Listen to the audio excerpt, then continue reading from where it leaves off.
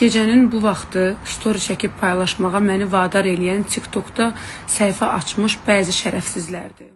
Müğənni Aysun İsmailova TikTokda onun birinci həyat yoldaşı Eşqin Cəlilovla barışdığını iddia edən səhifələrə xəbərdarlıq edib.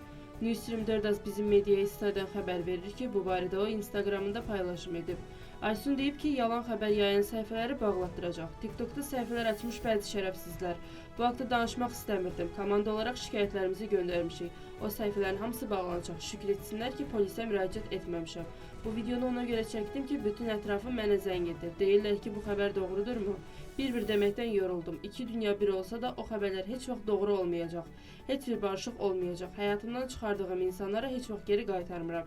Keçmişə baxmıram. Yalnız gələcəyə baxıram. Bu söhbətlər bağlansın. O səhifələr onsuz da bağlanacaq deyə o bildirib.